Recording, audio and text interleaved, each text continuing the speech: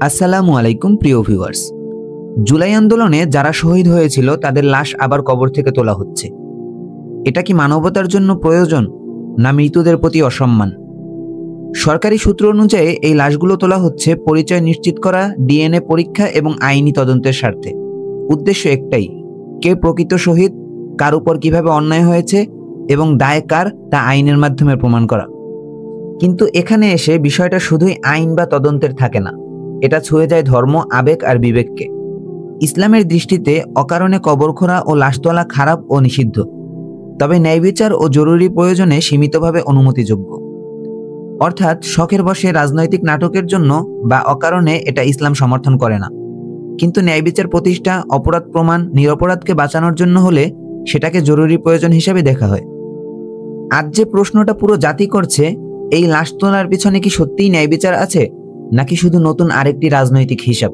কারণ একটা লাশ শুধু মৃতদেহ না, এটা একটা মায়ের সন্তানের স্মৃতি, একটা পরিবারের শেষ আশ্রয়, আর একটা জাতির বিবেকের ভার। আমরা জানি ন্যায় বিচারের পথে হাঁটা জরুরি, কিন্তু সেই পথে হেঁটে যদি আমরা মানবতা হারাই, তাহলে ইতিহাস একদিন প্রশ্ন করবেই আমরা কি ঠিক জিতিয়েছিলাম। সরকার বলছে এই সিদ্ধান্ত প্রতিশোধের জন্য নয়, এই সিদ্ধান্ত সত্যকে সামনে আনার জন্য, যেন কোনো নিরপরাধের উপর দোষ না পড়ে আর কোনো দোষী যেন ফাঁকি দিয়ে পালাতে না পারে। কিন্তু অন্যদিকে এক একটা কবর যখন আবার খোঁড়া হচ্ছে, এক একটা ঘরে আবার শুরু হচ্ছে সেই দিনের কান্না।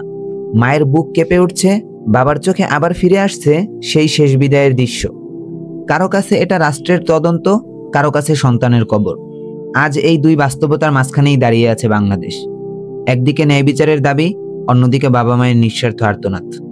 তবে আমরা মনে করি সরকার যে সিদ্ধান্ত নিয়েছে অবশ্যই ভেবেচিন্তে নিয়েছে। আপনার একটি মতামত কমেন্টে অবশ্যই জানিয়ে যাবেন। আমাদের চ্যানেলকে সাবস্ক্রাইব করতে ভুলবেন না। নেক্সট ভিউ, সত্যকে জানুন, ভয় নয় ভাবুন।